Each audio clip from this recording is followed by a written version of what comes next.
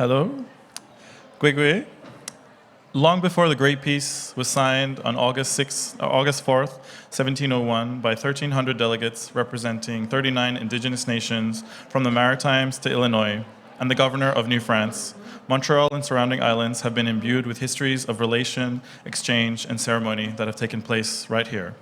Jochjage in Ganingeha, Muniang in Anishinaabemowin, Molian in Abenaki, and Tiakiai in Wendat are place names that bear witness. With the community of Ganawage and Ganestage, Jochjage encompasses the eastern expanse of Ganingahaga Nation territory, people of the Flint, and keepers of the Eastern Door within the Haudenosaunee Confederacy. My name is Léuli Eshrāghi. I am a member of the Seumanutafa and Tautua clans of the Sāmoan archipelago and an artist and also curator of indigenous practices at the Museum of Fine Arts down the road. And I'm going to ask you all to share a little bit about your artistic and cultural lineage, belonging, experiences of mentorship in terms of your positionality to making and to this territory. Thank you.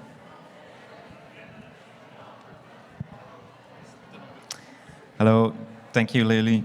I'm Nicolas Renaud.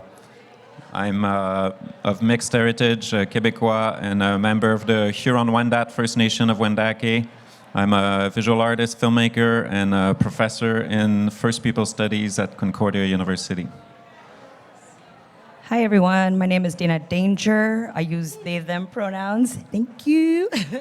I was born in so-called Winnipeg, Manitoba. I am Métis, part of the Manitoba Métis Federation.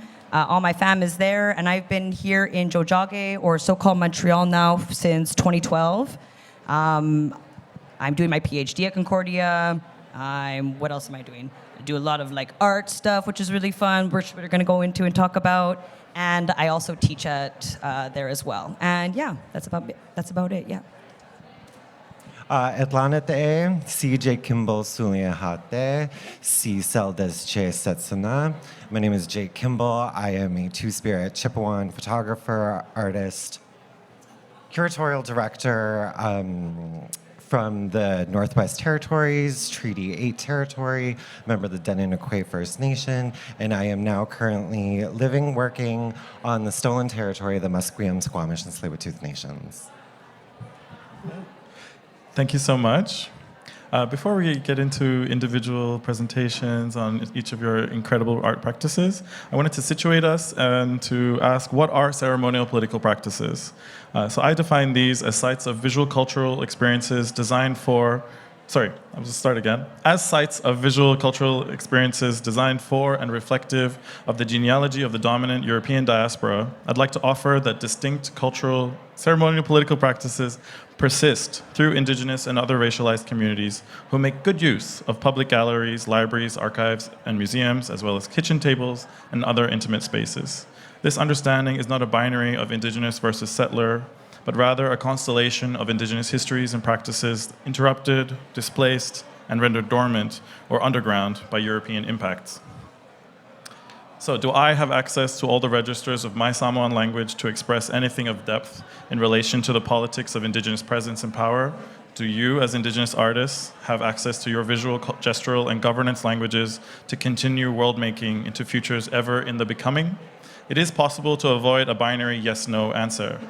For what Indigenous knowledges teach us is that cycles of growth and return are constant, that an ending is never truly an ending, but rather a dormancy brimming in Indigenous possibility. If you'd like to respond to that before we continue.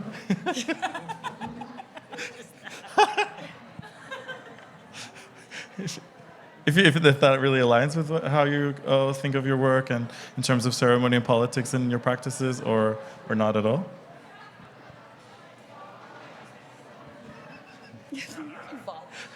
I actually asked you a binary response, but that's hilarious. I like the last question that you say. Can we what? Can we? Do we know our language? Do we know? Okay. Or do we have access to our? Do we have access? Yeah. Somehow, I had in my mind the verb recover, but we meant, do we have access? Yeah, I like that question because we don't. I don't think integrally. It depends for each nation. I was reading recently an old essay by Bill Reed, the Haida sculptor, and it kind of hit me that in my own practice, dealing with traditional cultural stuff sometimes, I keep too much romanticism. And he starts his essay by saying, let's be honest and clear, the world that the carvings I'm making belong to is dead. That world is gone. And and so like when I make wampum, I think that they still act in the world, but to try to avoid too much romanticism, sometimes I remind myself, however sad that is, the world that they come from is dead in some way. It doesn't mean that everything's dead, but that world is gone. And I mean, that also speaks to the, like, what a lot of people have been talking about and what our ancestors also planned for, that we knew that, I mean, it's not for a lack of us trying, you know, because I was thinking a lot about Audra Simpson's work with refusal and this idea of silence with it and this idea of like submission to that. And no, we've been very active. We've been protecting. We've been sleeping, as Adrian Hoard talks about these sleeping knowledges, especially when I think about Two-Spirit people, you know, and our violent erasure right from the beginning, you know? Well, after we were all having like fun and having sex with each other, then it got serious, and then the erasure came because they knew that they could not control us, and they being the colonizing forces at hand. So just like I've been thinking about that in terms of, you know, when we start to bring that out, there is going to be that dissent, because as we take up these spaces, a lot of these spaces are not ready for us as well. And so it's like, how do you reckon with these spaces that, especially with your ceremonial practices too, that you have, and also being like an urban person, if you're like thinking about it in that way, of like that push and pull that you have with like your own cultural identity, and also just like being able to practice and survive and make rent. I don't know, just like, yeah, thoughts. Yeah, and I just kind of backpacking off that about how our languages and our cultures are like sleeping. And I have this conversation with my grandmother quite often, just about, she's teaching me my language very slowly, but, you know, we're making progress. And just, you know, also decolonizing what ceremonial practices are. And I know with me, it's just shooting the shit with my grandmother. And, you know, finding importance and really situating like how important those types of relationships are when it comes to like my practice and just kind of, you know, everyday relations. Thank you so much. We'd like to start. Maybe we have each turn of sharing about your work, and then we'll come back to more conversation after. All right. Oh, this was an image of. I guess when I was thinking, I didn't even look up. This is from an earlier performance work that I did in NARM, Melbourne. Really ripping out my hair over images of ancestors from my region on display, despite pointed efforts by elders from our community to have them taken off display and returned and reburied.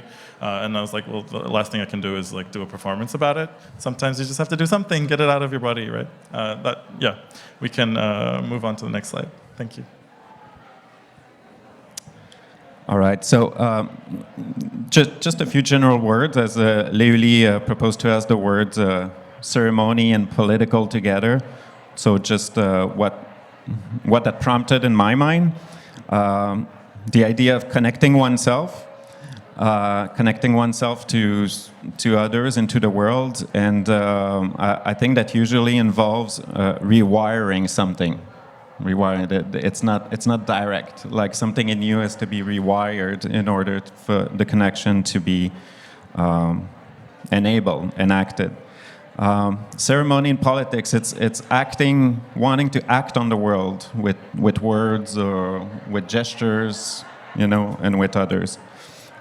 It's remembering and enacting meaning of relationships. And it's usually physical. It's committing your body to something, like a protest. a blockade. It's not just thoughts, you commit your body to it. So this was meant to be just a background opening slides from some little animation piece I did, but I'll stop on it for a second because on the bottom left corner there's a spruce grouse, the male with the nice golden ring on the tail and the red spot above the eye. It's an important bird for me on Wendat territory. I used to see it more. I hunt it. I like the meat of it. So it's a bird I have a relationship with, and so I wanted to talk about it because when I grew up and we would hunt and fish, we were taught to respect nature and not take more than we need and all of that. But there was no culture. There was no practice. There was no ceremony for it. No one gave tobacco. Our Wendat ancestors grew tobacco and gave tobacco as offering. It was the northernmost area in North America where they grew tobacco. It was Wendat territory around the Great Lakes in the St. Lawrence. So I learned that from other natives later in life. And just to have a gesture, just to have something concrete that you say thank and you communicate, what was in itself like the channel of a lot of meaning and thinking and activating that relationship, and as simple as it is, understanding what it means, and then it makes it real. And it's not about asking some gods above to do you a favor of giving food. It's about communicating with the individual spirits of the land and of the beings that give themselves, to say that you respect them and that you'll protect their habitat. It's a contract. It's a relationship. So you activate that contract when you do the offering. You do it when you arrive, and you do it if you get something to thank. So I just wanted to say that lately I feel, because of the boreal forest being completely clear-cut all over Quebec, and the new forestry plan the government is announcing is completely giving into the industry's capitalist goal, and will keep destroying habitat of spruce grouse and other animals who need mature forests. So I feel I'm not fully honoring my end of the contract until I do more. I don't know what. Mobilizing, writing, complaining, protesting, researching. But that's more important than art, protecting what sustains life. Old pieces. So the idea of performing something and being self-aware first of your physical existence. So I had little metal rods that were attached to my eyelids and my bottom lip, and I was reading a text that describes a landscape. So when I need to open the mouth for ahs and ohs, it shuts automatically the eyelids down on my eye. I kind of lose control of how the muscles of my face work. It created a kind of a facial sculpture made by the shape of words. Another little performative piece from 2002. I wanted to work with the idea of the circle and reciprocity, so I filled my mouth with water, and there was a minnow swimming in there, and I shut my throat to keep the water in as long as possible. So I mean, there were the Wendat ideas of the circle and reciprocity, but I must say that at that time I was much more influenced by modern performance artists like Chris Burden and things like that. But the idea for me was that we're both experiencing something, myself and the minnow. I've never felt a little live fish touching my tongue and the inside of my mouth. And that little minnow has never been in that kind of lake, so it's like, what's going on? So there was also a kind of ecological thinking, like, how long can I struggle breathing through the nose to help something else live? Short experimental documentary film I made with my great uncle, Roland Sioui from Wendat. He didn't know how to read or write, but he knew a lot about the culture. And what I liked is that even though a lot of the culture was lost in Wendat, he would pick up those things like the war clubs and stuff like that, and he would say, that's stuff that our ancestors did. Like, it was not mixed up doing Anishinaabe things or, or stuff like that, you know? Or Why wearing a you hat. gotta look at me when you say that? I want some kind of approval that it's wrong no. if you went the other way. Nor wearing a headdress or stuff like that, you know? So you know, it was a kind of like ingrained knowledge that I'm not sure. I mean, his daughter spoke to him about stuff, but I liked what he did. He enacted like relationship with other nations that were lost for a long time, but just for his own needs. Like he wanted to carve with red stone, catlinite, and he went to Minnesota, to the Lakota, to get it. He barely spoke English, and then he carved that stuff. So what we don't see well is that he went through, he was rescued from a fire, so he had third-degree burn in the skin. I have close-ups in the film on his skin, because the skin on his arms was graft. It was all replaced. And as we're talking about identity and what is lost and everything, I thought there was a nice metaphor that the community is mixed heritage, like me a lot. I thought it was a nice metaphor of changing skin, but remaining who you are. He was rescued by a friend who went by his cabin and saw that it was burning, another man from the community. And his daughter, Manon, is the one who taught me how to weave wampum belt. And because that man saved her father's life, she made a wampum for him. So I'll come back later in my work. So that's the short animation film, Onhionwantio, which means our wonderful land. My dad's cousin, Jean Sioui, a poet from Wendat, write about his father in one poem. It was a guide in the private clubs, early 20th century, when the Quebec government pushed out the natives everywhere and leased the forest to private fish and game clubs. Men from Wendat would be hired as guides because they knew the land. So his father did that. And Jean Sioui uses the metaphor of carrying a white man on your back. So in one poem he says, "For my father who carried a white man on his back in the portage of his life." And then I found the Jacques Cartier quote in 1535, where they come to Hochelaga and they go back to the shore. They say, "Oh, and the people from this place, they saw our men getting tired and they carried them piggyback." So you have the reversal of the same gesture, the same figure between hospitality and oppression, between helping and exploitation. So I did a little animation film with representing Wendat territory too. You see the Labrador tea leaves, you see the horsehair lichen hanging from branches and everything, and that's based on a portrait of my great uncle, so Jean Sioui's father, carrying a white man on his back. Then I started working with wampum. So in projection,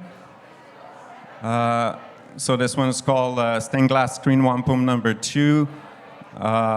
In the center, I'll come to why I use the color, the crystal beads, mixed with the shell beads. In the center, it's the console fire symbol on old wampum bells, that kind of diamond shape. So the console fire would be symbolically the place where all voices come together into one.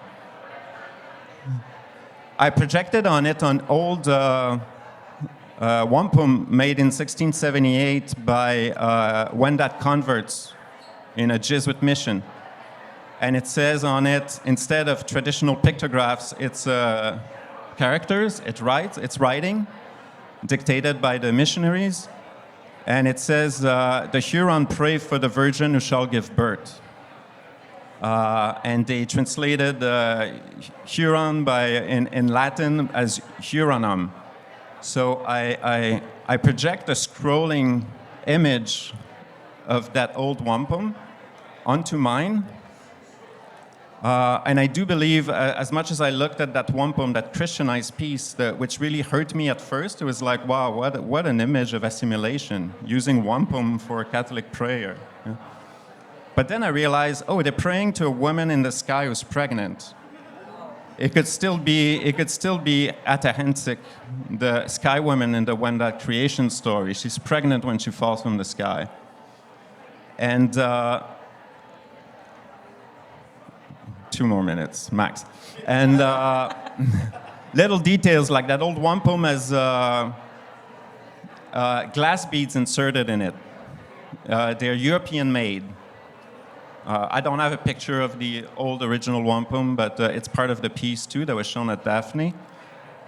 And then I realized that those glass beads, the only word that had no glass beads, like the Virgin had glass beads, periturai for giving birth, all of that, votum for praying, all had glass beads.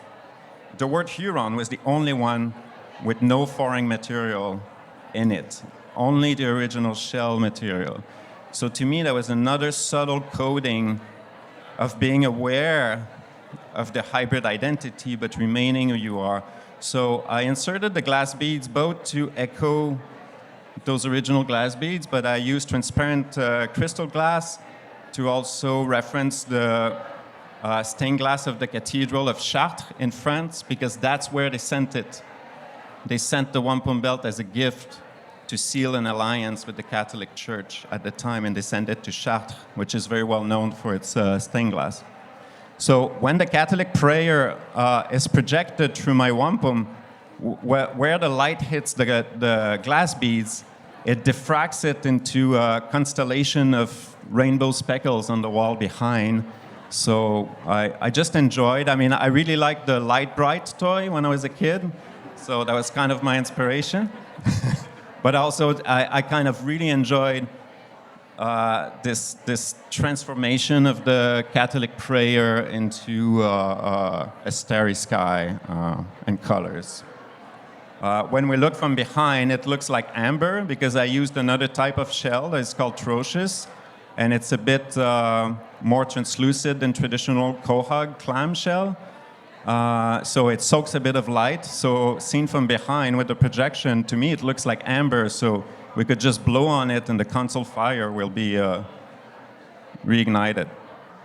A small wampum piece on which I played with the meaning of the hatchet and the pipe, because on some old Wendat belt, that symbol is there. And when we're not sure which way it should be held, and that the meaning was lost, we're not sure if it was a war alliance or a peace agreement. But to me, that's how I feel about decolonization for myself. At the same time, the need to fight and to make peace. It's a constant back and forth between these two feelings. So with a mirror, I flip the design, and you can see both together. I played with the same design in an in-situ piece in Quebec City at the Métis building with a UV filter in the window that also makes a very vivid reflection in the window. So the shells have different quality, whichever side you look at it. And when you look straight ahead, I set it up on the 5th floor aligned with the Complexe G in Quebec City. That's the building of the executive of the Quebec government. So it's the idea of whether we make peace or war, and yeah, what relations we want to weave. Thank you. Thank you. Yeah, thanks so much for that. Because there is so much history there about, especially like for folks that don't know about this territory too, about Huron and and Wendat, what everybody has gone through. So also showing the wampum and like doing it that way is like really interesting, you know?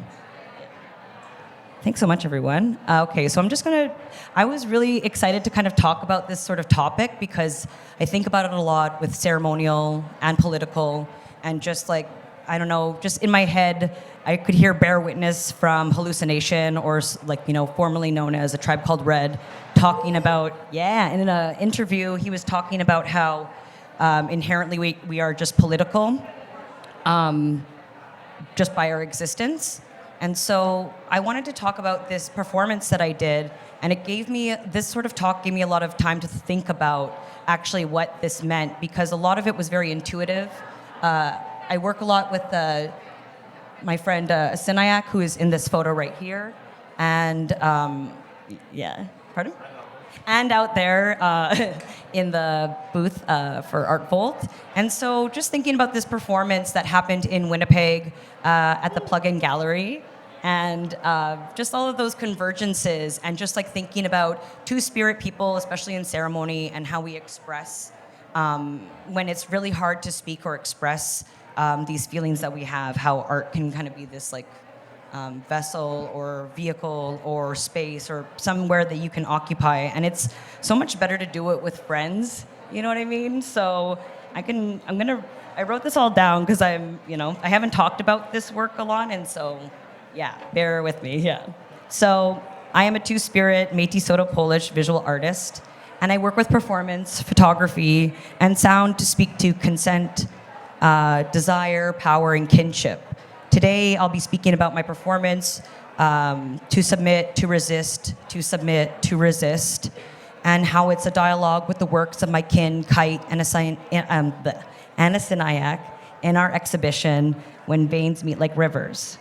This talk is grounded in how ceremonial political gestures are carried through the body, through rope, through water, and through sound. Our works call to each other across time, across territory, through a shared frequency of care, resistance, and relationality. So, just for context, the meeting place of the Red and Assiniboine rivers, Netawaya, has been a central gathering space for Indigenous nations for over 6,000 years. It's a site of exchange, of diplomacy, and of spirit. So this title, When Veins Meet Like Rivers, anchors us in that convergence. These rivers are like bloodlines, relational, alive, and moving. And just like these waterways, our practices flow into each other. We are connected by more than just exhibition logistics. We are part of an ongoing constellations of kinship, friendship, love, and accountability. This is what shapes the energy between myself, Kite, and Sinayak. So the performance itself, To Submit, to Resist, to Submit, to Resist, explores the tension between submission and resistance, both in the erotic and the ceremonial. It's not about choosing one or the other. It's about holding both, as many of us do in our daily lives, in our practices, and in our survival. The work draws from the rope used to both, so this rope here, which you'll see in the performance. Where did I write that? So this rope is used in both hide tanning and ceremonial contexts, and specifically including my experiences with Sundance. And so I will preface this by saying that as a Métis Anishinaabe Saulteaux person, these ceremonies of Sundance were brought from the Oglala Lakota people. And so just acknowledging that, but acknowledging how a lot of different nations have adopted, different medicinal and ceremonial practices for connection, for all these different things. And so say what you want about different ceremonies, of course. There's always room for critique, and I love critique, and I love getting into the nitty-gritty about it. But it's like, how do you talk about ceremony when you're not allowed to talk about ceremony, or you're not allowed to document ceremony? Or that humility of why are you putting, our stuff out there, our stuff out there? And who benefits from that, and who gets to see that, and is it the people that really need to see it? So these are a lot of things that I'm thinking about and asking. So you see here, I asked Sinayak to essentially tie me to a bunch of antlers with this rope that is this very blue rope that you'll see in Sundance in different ceremonies. And also for hide tanning, this rope is amazing, and the way that it holds the hide on the stretcher is just there's nothing else. I've been to Home Depot. It's slack. It doesn't work. You know, there's a method, and this rope is only sold in Winnipeg. You know, and so if you want the hookup, we can talk after. But I ain't putting out my source right away. That's like gold, okay? Okay, so. A Sinayak is essentially wrapping me in this tie called the unchastity belt. So if you think about it, a chastity belt, it's to kind of like stop pleasure. So a chastity belt is the exact opposite. And then on top of that, a Sinayak also attaches me to these other antlers that are all attached to each other with a unchastity belt. So we're all in unchastity together. And so you can kind of see it here. There's the belt around myself, wearing a see-through camo bodysuit, you know, of course. Yeah, I was kind of like doing this action that comes from Sundance, which I can talk a little bit about, but I won't get into too much, depending on how I feel. But it's just like there's an act that you do to pull skulls, and usually it's done by so-called men, and that there is like a lot of like gendered teachings and stuff that are in the Sundance. And for Two-Spirit people specifically, you really have to like learn how to navigate all of the different protocols, all of the different, you know, depends on like whose kind of like ceremony you're going to. You're always at odds with how your body is going to be accepted, how your experience is going to be accepted. So, you know, yeah, so this is, thank you. This is like the idea of dragging bones. So it's like, to submit, the first scene is me submitting to a Sinayak, and then the resist is pulling the antlers all throughout the space. And on the right-hand side there, you'll see a Sinayak's work is, not a Sinayak's work, sorry, Kite's work is on the floor with Ogala Lakota stone kind of like designs. You'll see it a lot in Kite's work now, using a lot of these Ogala geometric sort of designs with stones. And there's a whole thing about Ogala people and the rocks. So just like being able to pass through that space as well, how we occupy it together, you know. And then also the submit, which is the gifting of my friend Adrian, my kin, the mask that I made for them, which says Apajigo Gijawinamin, which is, you know, loosely translates, of course, to like, I love you forever. It's like a really big declaration of love.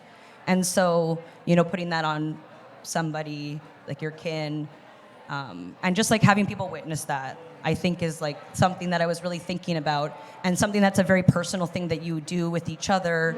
You're now sharing that with people. And it was also, as you can see, during COVID times, so we had all of our masks on. Everybody that was there was all in kind of invitation only. So also speaks to how you build these spaces of safety and care, and that everybody after seeing this performance would only see it on a video. So it's not necessarily in that container. You know, you get to see it after. So thinking about the ways in which performance is also shown after. How does it live after, you know?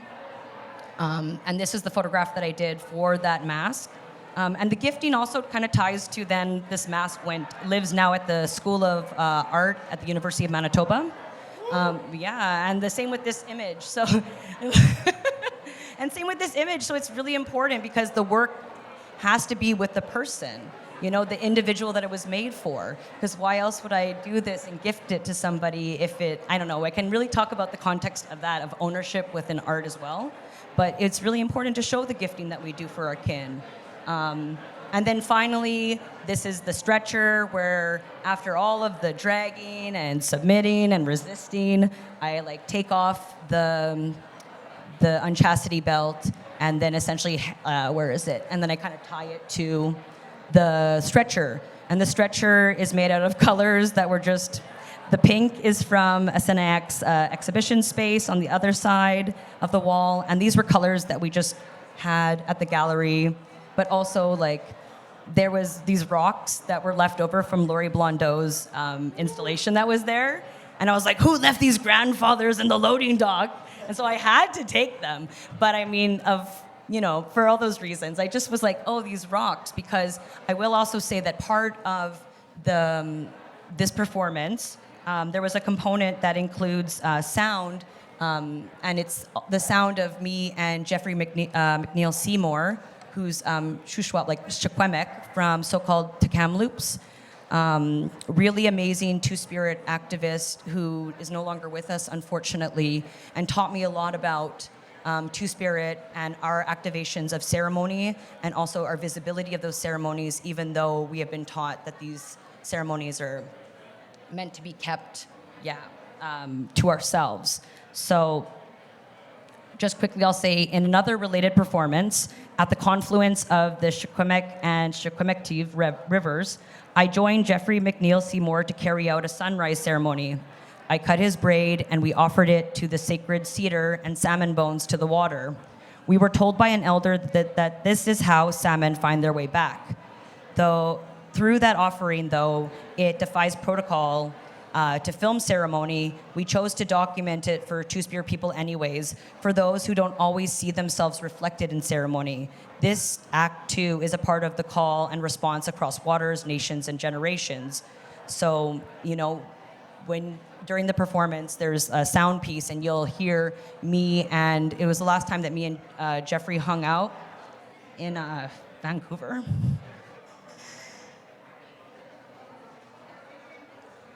And it was just us playing in a river, like in a waterfall that like one of his chiefs told him about. So we were like I don't remember the road, but it's like when you're going to North Van and you're kind of like hugging along the west side of Vancouver. There was like this place that we stopped at, and I just recorded myself and him singing to each other, talking about just like dumb shit and like eating blackberries off the side of the road, which were dusty as fuck, but it was like, I don't know, we were hungry, okay? And just like talking about shit. And then I remember there's the voice of Jeffrey comes through. And then I also remember there's me saying, put some respect on our names. And then it becomes almost like this, like kind of meditation or something through the space, So the sound in the piece, a rushing river, drumming songs, connects to water and direction.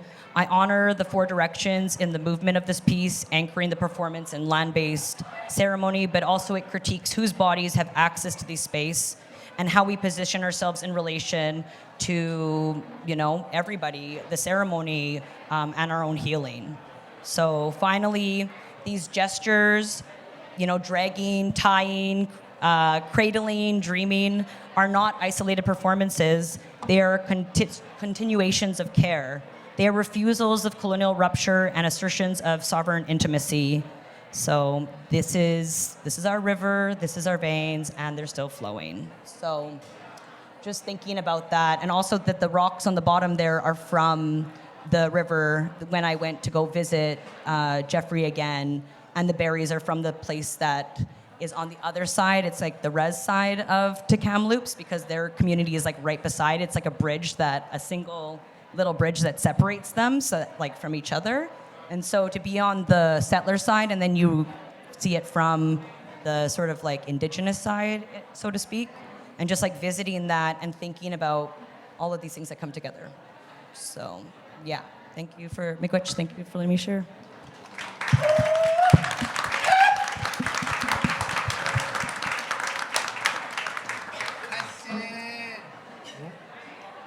You've got fans. I didn't think of bringing those. No, Masi Cho, Dayna, and Nicola, and Léuli, I'm very grateful and very honored to be on this stage and to speak about, my work. And, it's not something that I take for granted, and, it's an incredible privilege, too. So I'm Masi Cho, first and foremost. All right. So, yeah, I am primarily a photographer, visual artist. I like to think I'm a comedian, but, jury's still out on that.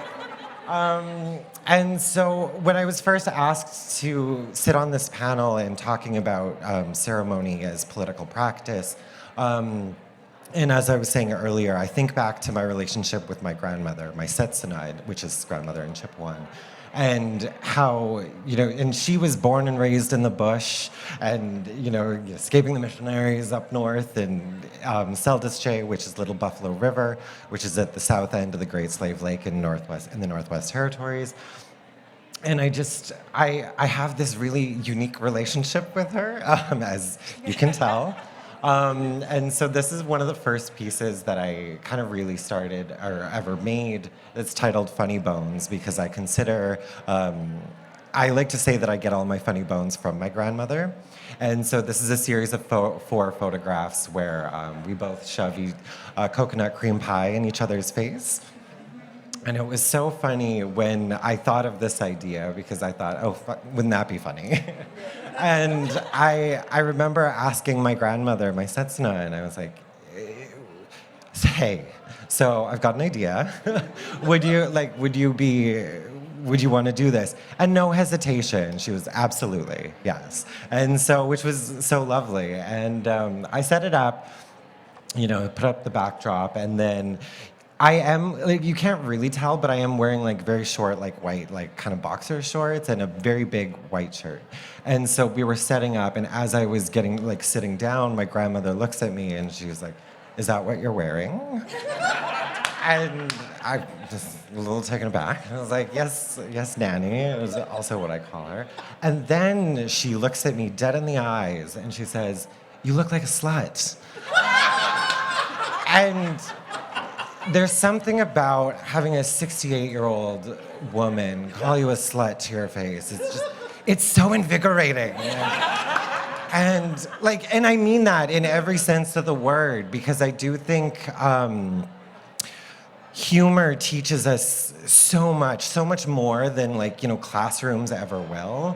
And this is something that I very much carry into my practice. And thinking of laughter as gesture and laughing as ceremony is something that I find really quite important.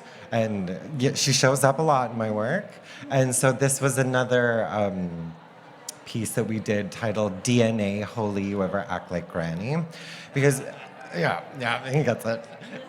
And, but yeah, thinking through ideas about how humor is literally in our DNA, as Indigenous people, and how we exist with that after all of the fucking atrocities that we've faced. But, we're not all trauma. We have this amazing, humorous side to ourselves and our identities. And so this photo, if you haven't spotted it already, but the hand on my chin is my grandmother's, and the hand is mine. And so, just thinking about how I am my grandmother and my grandmother is me, and just, kind of that passing on of knowledge and that kind of continuance. And then, oh, well, that one's not there, but that's okay. It was a pretty depressing one too. So maybe someone didn't want me to talk about that. So, oh my God. Oh, well, there it is. Okay. Yeah. So I guess I am going to talk about it. So yeah, thinking through ideas of performance as well in my practice. Unfortunately, I lost my brother 2 years ago, almost 2 years ago now, in a freak accident. And so I was just kind of thinking through ideas of how I process my grief and just thinking about ideas of grief. And so what I had done with this series is I had carved 8 blocks of ice, and I carved them into cinder blocks. And I kind of wrapped them in chains and I tied them to myself, because as anyone who's ever gone through grief knows, it is hell. And for me, I was really I had this thing going over and over my head just about I just want to tie a bunch of cinder blocks to my ankles and throw myself into the lake.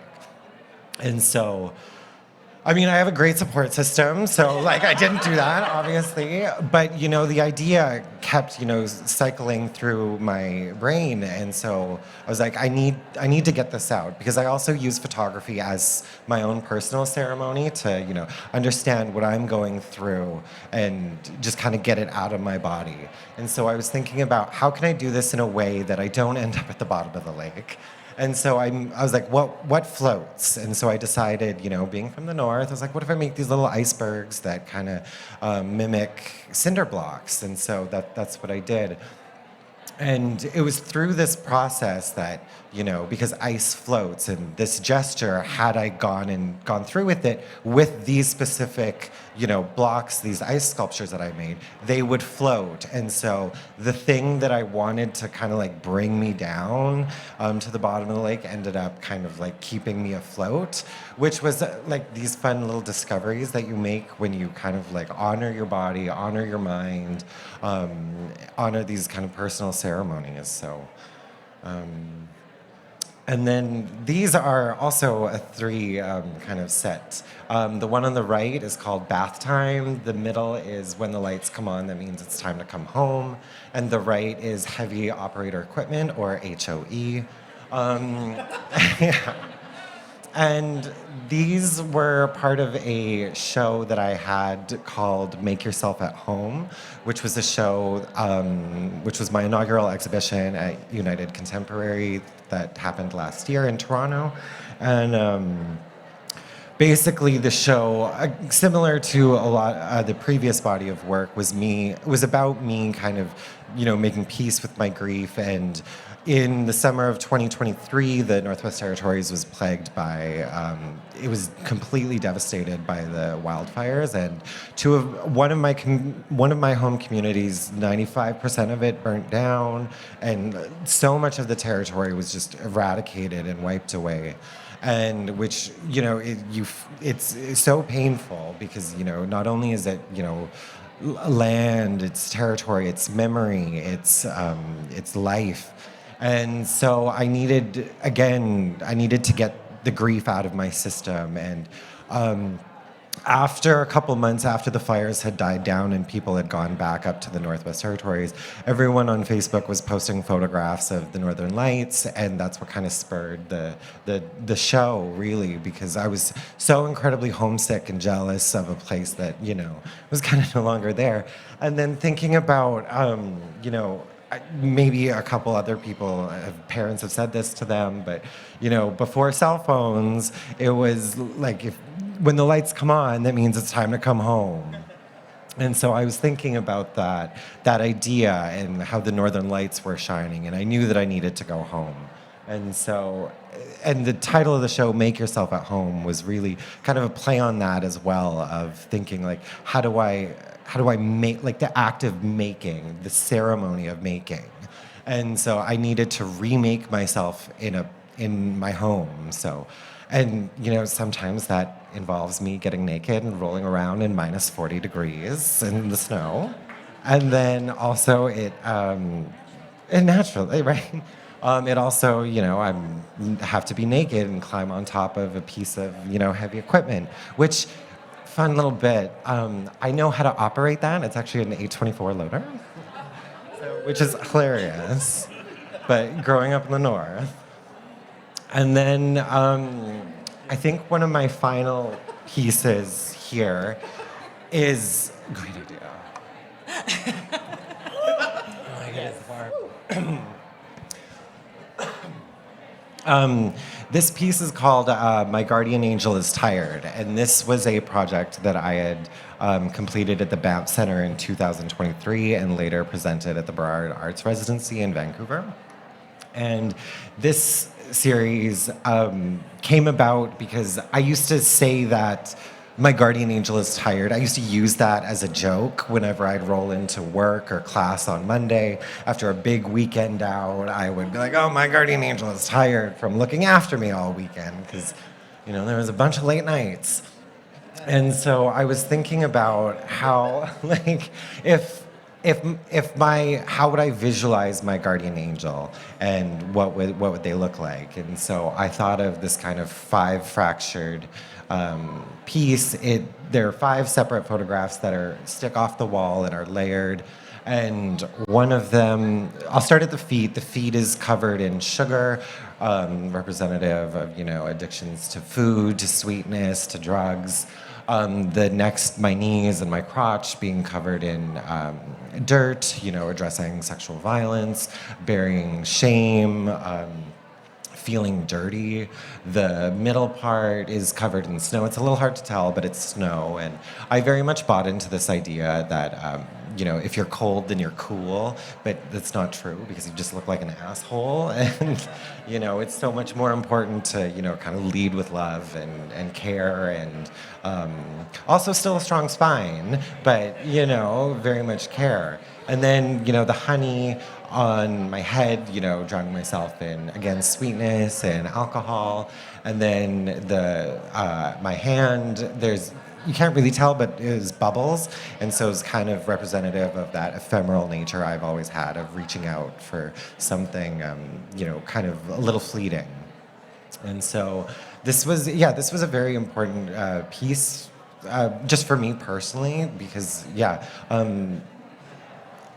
for me, like ceremony and like the political act of ceremony of getting that out, for me to understand and hopefully encourage like just everyone to kind of do a little bit of introspection too, and is so important because especially as like just for two-spirit representation in photography and like Indigenous photography as well. I mean, I think it's so incredibly important. And then, this I think is the final one, but this piece is called It's Also Incredibly Loud, and it's a series of 5 photographs. It's actually here on the ground floor at United Contemporaries booth, which is really exciting. I'm really honored to have it be seen. But this is a series of photographs, and the blue beads, I've beaded directly onto the photograph in the first one, but then the blue beads are loose inside of the frame, and they slowly fill up, being representative of just kind of grief, of connection. Or I was thinking about my great-grandmother was an amazing beadwork artist. My grandmother was an amazing beader. My mom can kind of bead, and I can't at all. And so I was thinking about how I would never consider myself a beadwork artist, even though, it's something that very much, I want to get into. But I was thinking about, where I am at right now, and I do have this connection to beadwork in my genealogy, in my family, and in my kin, and I was like, but how do I engage with beadwork? And for me, I had this idea of just like, what if these two technologies meet inside of the frame? So like photography meeting with loose beads, I thought was a nice way for them to kind of interact. And so, I think that's it. So Masi Cho, everyone, for listening. Mm-hmm. That's the most beautiful bead soup I've ever seen. Yeah. Thank you all so much. I wanted to ask if you had questions for each other as we go on in our more discursive part together. Take a moment to think. How are you guys doing? I'm just like looking out into space, being like, what? Yeah.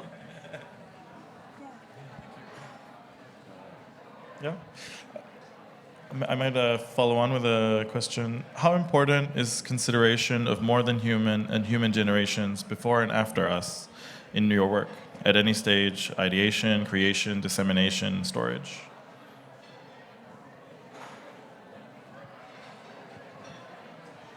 I mean, the materiality is like absolutely important. And I think about like with your work as well with wampum, and even just thinking about how we think of this as like a contemporary idea with wampum, how they were already putting in the natural, that self-awareness and that was like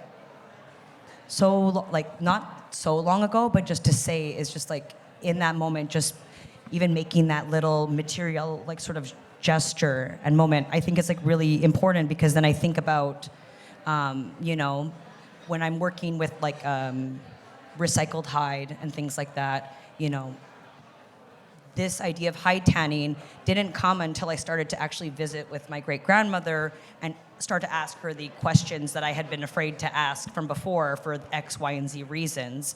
And I think at a certain point, she she loved to talk. She loved to talk about what it was like living on the land and, being on the farm and things like that, and just thinking about just even with my own materiality and hide tanning and that connection to skin, and just kind of trying to bring those things together,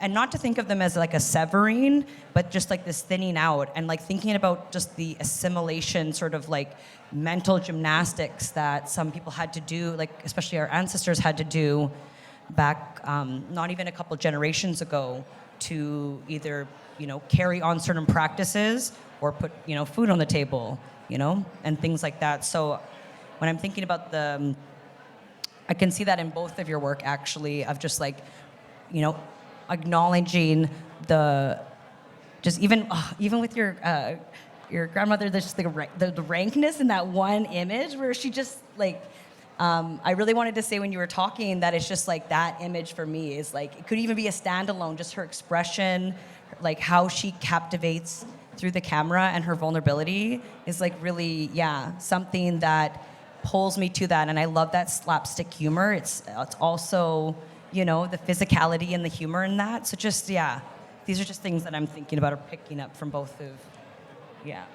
No, Masi Cho, and like thinking through ideas of materiality and just like, and continuance as well, right? And so, just being able to have the time, I think, to do that, I think is really important. Your question said something non-human. Yeah, like the land we've been talking about a lot.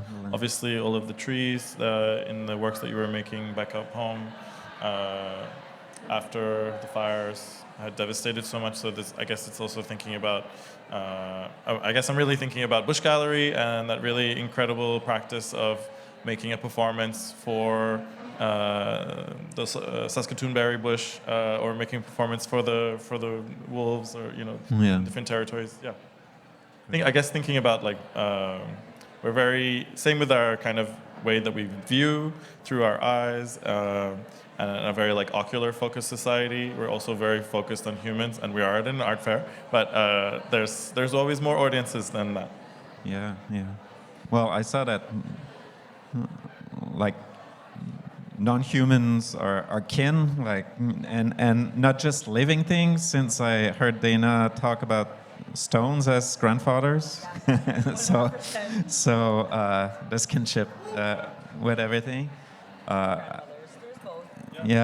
So I think that matters. The Northern Lights, not just being a show, but speaking to you and calling you, it's something. For me, I mean, of course, politically, I'm very concerned about the environmental crisis we're in. We're living a phase of absolute destruction of ecosystems and relationship among things, and the colonial mindset has a lot to do with it. It's a sick way to relate with the land, and for people to relate with one another. So it created that. In art, I think for me it's part of, in connection to like indigenous cultures, and kind of what lessons should I get from ancestors who did those things, not for a gallery show. Before they did it for ceremony and to remember important agreement, and later, like my great uncle, we saw stills of, he did it to sell to tourists, even though it mattered to him. So where I want to circle back with that is that is part of what I try to use to decenter the artist's ego, and to think of non-human beings also is part of, to me, what helps decentering. Like our human perspective is one little window. It's one angle on everything. I took students on the first day of spring to the rapids for a class outside, and I didn't know what we were going to do, but as some geese were starting to come back, we're like, let's imagine we're geese. What's their perspective on the world? Like, they might be coming from the coast of Mexico, or South Carolina or something, and what is their perspective, and how well do they know this place, that they know at the bottom of the rapid is that nice pool, that ice is always broken there, so there might be some food in the shallow and all of that. Like, let's, you know, and they have a lot of knowledge. And so just in general, let's dilute our human ego a little. And it should apply to art, which is not always easy. I mean, when I was younger, I thought at some point that that's weird, you know, to make stuff and think other people should look at it. Yeah. Look at this. Look what I made you. You know? Yeah, so you gotta check. You gotta self-check. Amazing. Thank you so much. I want to follow on with a question about obstacles to you and to your communities in experiencing a fuller breadth of ceremonial political practices. I mean, we've been talking about the climate crisis. We've been talking about many things. If there's anything else you want to add. And even in more particularly as in your human perspectives as creatives, the obstacles that you've maybe overcome on the way to here. There are so many, it's true. This is kind of like where to start. I think when I was kind of reading this question, something that came to mind, and because like I am the curatorial director of a gallery, of an Indigenous-led gallery, Ceremonial Art. We have a booth over there featuring the work of Maria Margareta Cabana-Boucher, which is incredibly exciting. But in terms of like obstacles, I was thinking about how Indigenous art, particularly, is shown in particularly commercial spaces, and how Indigenous art is engaged with in those spaces, and just how, first of all, we need more representation. Indigenous artists need to have space and time, and not just time to make, but also time to just kind of exhale. Because I know for me, like another thing that and I'm kind of rolling around here, but something that I was thinking about is just, you know, there is so much trauma out there, and like especially when it comes to being Indigenous, like, and that's not all who we are, but you know, I go onto Facebook every day, and you know, someone's missing, someone got beat up by the cops. Like, this is a constant in a lot of, and I'm only speaking for myself, but I know that it's very true for most Indigenous people. And so I think giving Indigenous artists the time and the space to just kind of have a moment to exhale and breathe and just to kind of exist in their bodies. And then kind of going back into the commercial space is just really kind of prioritizing relationships with artists, and you know, developing new bodies of work, new expressions. And I actually had a very beautiful conversation with Faye Heavyshield about amazing, and she was telling me just about how our art, you know, no matter what it is, if it's film, if it's photography, if it's performance, these are living objects, and they should be treated as such. And so like the stones as grandfathers or grandmothers, or the trees, or you know, the northern lights. It's, you know, there's so much care that needs to go into these things. So yeah, just kind of some obstacles would just be just making more space, time, and money, really. Yeah. Money, honey. Yeah. Thank you. I would like to maybe ask a final question before we open up for questions from the audience.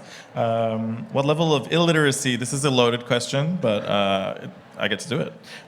What level of illiteracy in histories of Indigenous art, design, thought, governance, and ceremony have you witnessed in your career? And what would you wish for would-be accomplices, peers, and supporting collectors here today to do about it? I said it was loaded, sorry. I mean, you kind of answered. I mean, yeah. I'd say it kind of like goes for both of them, but in terms of like engaging is just kind of like actually engage, you know, develop these relationships with like, and also like ask yourself, and this is like very pointed to like, anyone who's considering, or any non-Indigenous person who's, interested in acquiring Indigenous works, like take a moment and like realize like, why are you interested in this, learn about the artist whose work that you're interested in. Where are they from? Where do they create? Whose territory are they on? What territory are they from? What territory are you on? And I just, these are just kind of like some simple questions that, because I find, or I have found that, there are, and this happens across the board, whether it be institutions, private collectors, really anyone, but there are people who will buy like a piece of, Indigenous artwork and then pat themselves on the back and be like, oh, I'm done. Like I did my duty. And that's not how that functions. So, yeah, I think just kind of, and just being curious and an open in a, loving way, because, people don't know what they don't know, but also if you come from a place of love, it's very detectable. So, yeah, I think that's... Do you have some? Yeah. I was going to say, like, just thinking about, too, of our interactions with institutions and how they collect our work and how that relationship goes once it kind of like leaves our hands and we put it to the public, whether it's private collectors or I'm thinking about specifically institutions, because I've mostly only sold my work to more public institutions like the gallery that's at the School of Art, the AGA, the Art Gallery of Alberta, the Museum of Contemporary Art that's here, and actually the MAC is the only one that we've actually had conversations about activation of ceremony. Well, sorry, my bad. University of Manitoba, the people there are really good as well, and we've talked about that. So at least I did expect that from a place like Winnipeg, because it's so different. Even say coming to here in Montreal, the visibility of Indigenous people is like so erased here. It's only, you see it very much in specific neighborhoods, and usually there's like negative connotation because people are literally being pushed out of every single fucking neighborhood in this city, as we have this detrimental housing crisis. And it doesn't, I could go off about all of those things, really. But just even like what happens with our belongings or these, our art pieces once they leave our hands, because I hear so many Indigenous artists talk about how hard it is to get their work like on loan, like the work that they made on loan from these institutions, because the institutions only want work to go out at certain times, or there is this idea of withholding and scarcity that exists within these colonial institutions. That's how you exist, is the domination and extraction from other communities outside of yourself, to build up. Like McGill, I'm sorry, this is unceded land. Like even all of this, nobody said come here and do any of this shit. And they still haven't to this day, And so what does that actually mean in our practices? And then if we're being collected or bought, what is that relationship like? Because it's certainly different for me. When I look at ownership, even over the images of the people that I photograph that sit for me, they trust me with their likeness. There's a relationship that I'm building, and of course I make mistakes. I can talk to you about a lot of fuck-ups that I've done, and which is only makes it stronger, because we're not taught kinship, we're not taught relationality, we're taught about individual silos that we must exist in, and heaven forbid that we ever, help each other out in those ways, or admit that there is maybe something wrong in the house that's on fire. Like, we need to talk about those relationships with our belongings and our artwork, and the actual reciprocity that we talk about is having access to that. Even if you think that you bought it, you did not buy it, Like, you can't buy, a belonging. You can't buy, a living thing. You can try, but its purpose is to be touched, it's to be felt, it's to be seen.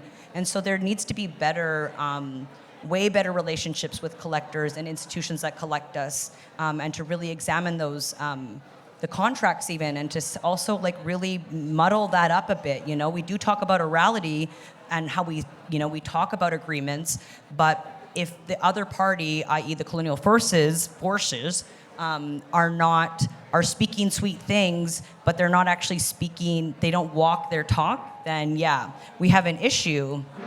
We have a big issue. So, you can talk a lot of game about being like reconciling all of this shit that you did, all you want, but at the end of the day, if you're not respecting those protocols, if you're not respecting that other people may move in different ways than you, and that it's not just Indigenous people, like we're advocating for everybody to have better relationships with the way that we're collected, or that we show our work as well. So, those that are brave enough to do that, and the call is out there. Indigenous artists are waiting for these relationships, and we know what healthy ones look like because we've definitely experienced our fair share of, of relationships that went pretty south. So I think there's always room for improvement, and that this is a call to action. Nicolas.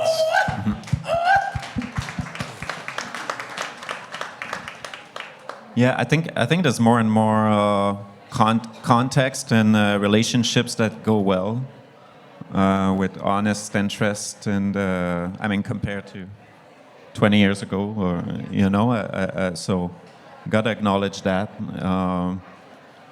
More and more people also understand that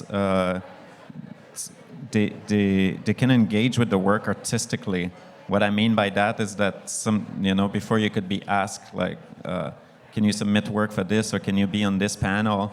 And I would say, yeah, for what? To say, to have a First Nation representative. I'm like, yeah, but what of my work or something I've said that you want me to? No, it doesn't matter. Just we want. I'm like, well, yeah. So engage with the work, or artistically as well. So I think people are more and more comfortable having honest dialogue with that. So you say illiteracy, Or literacy in becoming. I think particularly I would love to sign up to some of your classes. Yeah, but in terms of illiteracy, there's something that people either don't understand or makes them uncomfortable. It can be what sounds to them like esoteric stuff.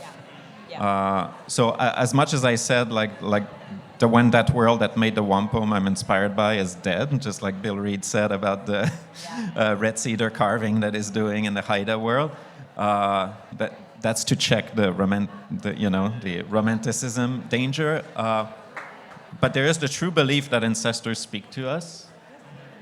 It is, and it's not because we said so, it's not because the culture said so, it's because all of us have experienced it at some point through various means, coincidences, and everything. It can be, we can be shy to say that, and it's not something that's part of the write-up of the piece or something, but that's really essential in the process of it. So that sometimes is misunderstood. Or someone will say, oh, can you speak more about the concept of ancestors' transmission? It's like, no, it's not a concept. It's not something for an academic essay. It's something. It's something that's lived. Yeah. And the other thing that I find there's some illiteracy about is not Indigenous culture per se, it's about colonialism. I think a lot of people don't understand how colonialism works, that it's a mindset that's been imprinted in people's mind for a long time. It created a certain grid of perception. I think it's very different in different places. Since I'm Quebecois too, it's pretty different in Quebec.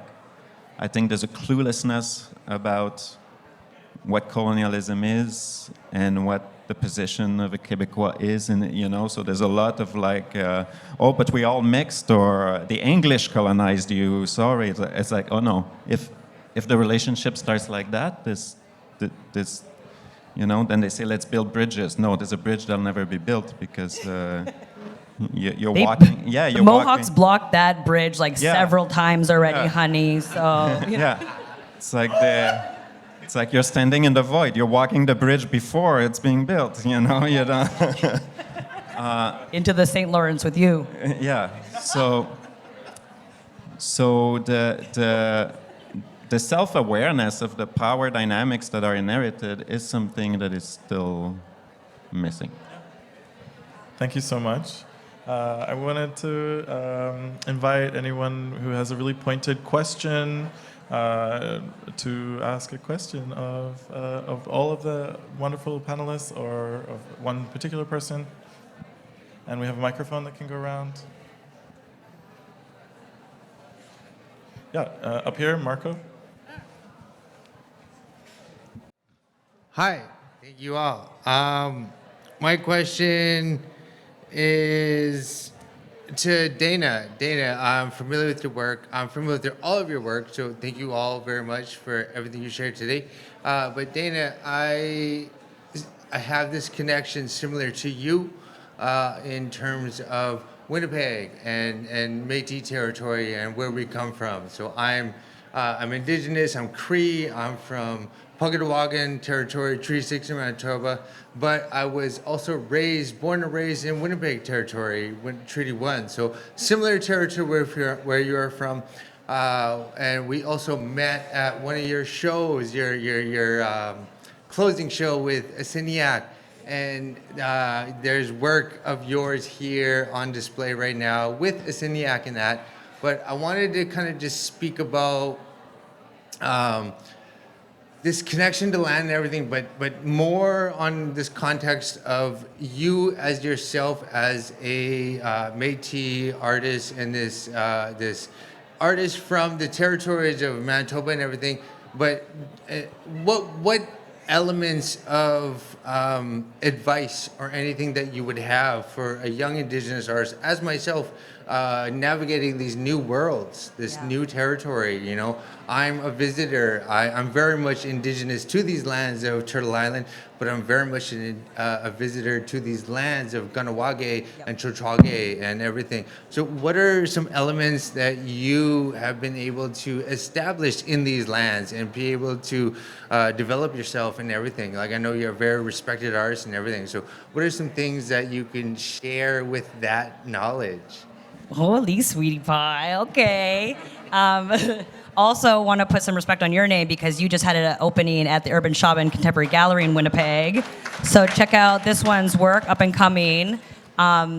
You know, artist. Well, you're emerging, honey. So it is what it is. But I think that there's, like I always say in Winnipeg, when I talk about Winnipeg, you know, there's only so much you could go. You just kind of plateau, much like the land. You just kind of plateau in the middle of fucking so-called Canada, you know, and you kind of are forced, especially as an artist, if you want to have any sort of like success, you have to go either east or west, you know? And so I, like so many other Winnipeggers, decided to come here because there's a huge convergence of people from, you know, so-called Winnipeg coming here to make kin and to, you know, and which is so different out here, like the culture shock too of just like going to a different city, especially where you're from, where you're so comfy, and that there's different ceremonies. But it's always been important for me, like just understanding even teachings from New Zealand, from Maori, about the invitation, you know, and even thinking about like,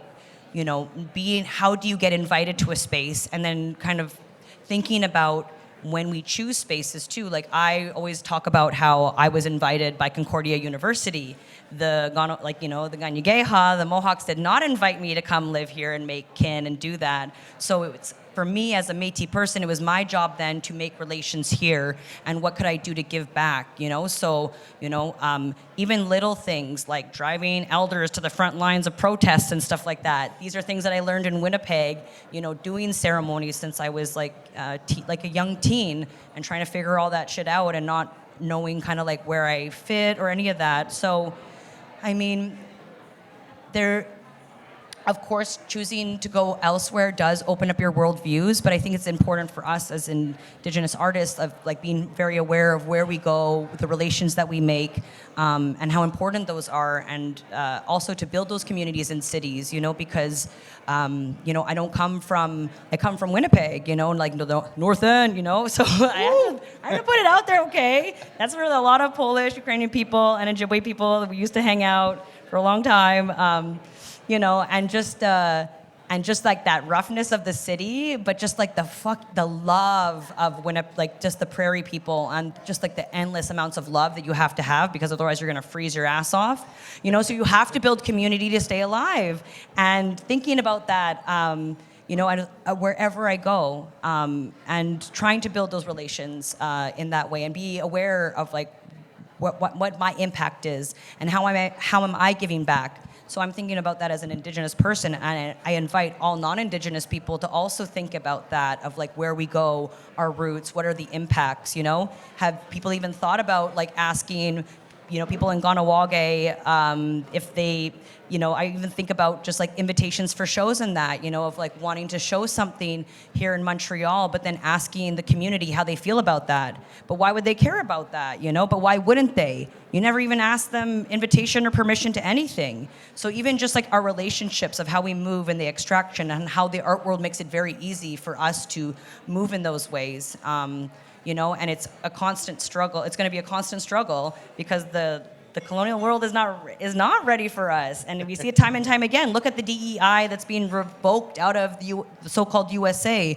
All of those institutions that are being drained of their money right now, and how fleeting that is. So, this phase of Indigenous art, maybe as we enter a recession, perhaps. But we will. Not a phase. It's not a phase. Like, We're here sorry, forever. this is, it hasn't been a phase, Mom. I'm still a goth, okay, Mom? So it's not a phase, okay? Anyways. It's not a phase. And so persist and reach out like we have done. Like, you make community where you go, and sometimes it can be hard, and we don't always have the medicines, as like Leanne Simpson said. Sometimes we don't know the medicines, and we don't even know how to like take care of each other in the good ways, but at least we try, and we try to like connect the synapses that were broken, and it wasn't our damn fault anyways, and that those are things that we still have to reconnect, and how we do that in a good way, and yeah. Thank you so much. I really appreciate that, Dayna. We have time for one last question. Sorry. Mic drop. Sorry, Tex. Does anybody have one last question? Sully? I'm trying to find a good question to ask. Oh, good. This is a bad one. Is this better? Okay, no feedback. Firstly, I want to say I appreciate you guys creating these concepts into my mind, because they conflict a lot, because a lot of you are saying not to romanticize the past. But I have a hard time not doing so, because my background, my name is Sali first. I'm Inuk, and Inuit, we've been colonized at a much later time scale compared to the First Nations and the Métis. You guys had to deal with colonizers for hundreds and hundreds of years, so you've been able to fine-tune your resistance for centuries, compared to Inuit, where we've only been dealing with colonization for approximately 70 years, at least the hard iron fist that we feel now. Before then, we had the HBC being present on our territories and setting up their outposts, but we were still capable of determining when we engage with these foreigners. So, anyways, my question is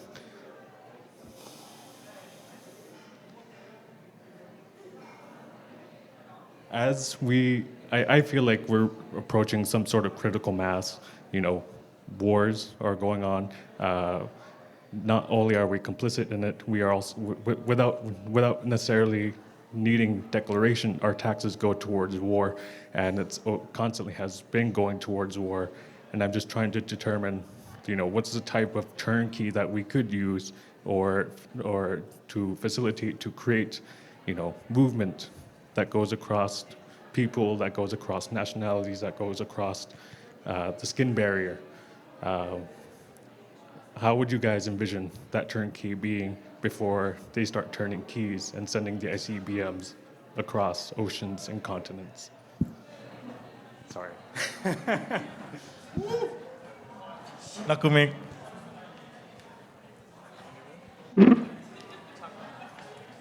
No, Masi Cho, thank you. That's a really beautiful question.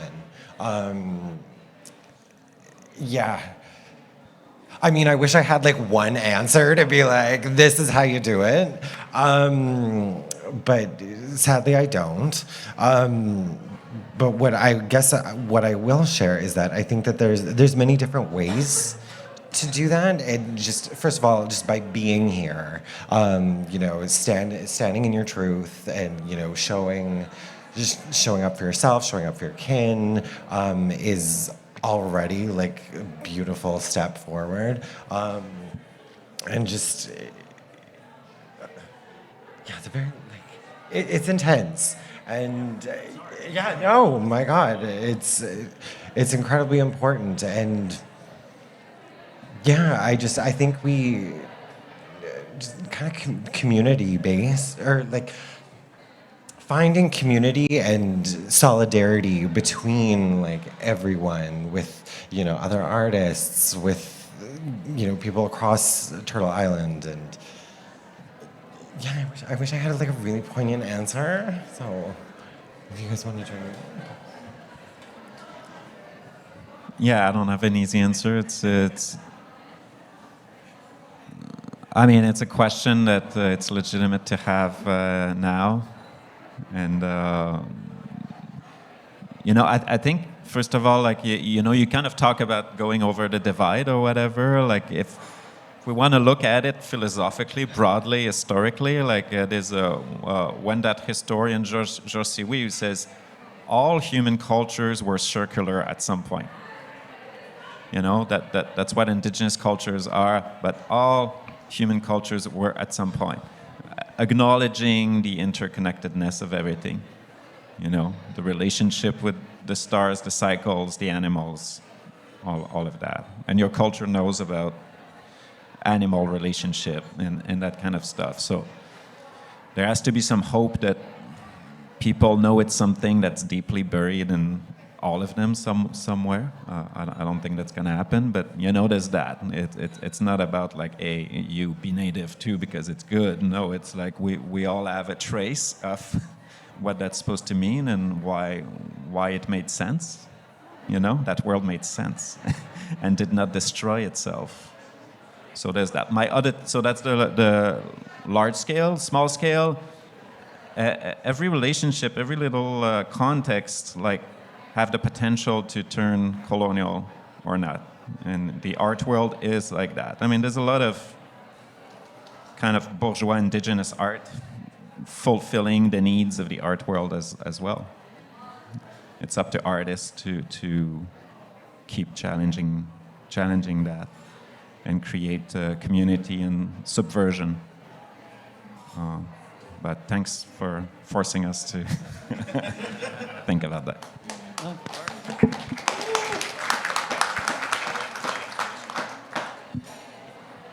All I will say is that it's really important to talk about this and to speak out, especially right now. We are being live streamed genocides, multiple genocides, because it's not just in Raza, but also in Sudan, in Congo, and and us as Indigenous peoples, as citizens of so-called colonial Canada, this nation state, we have a responsibility because of these governments. I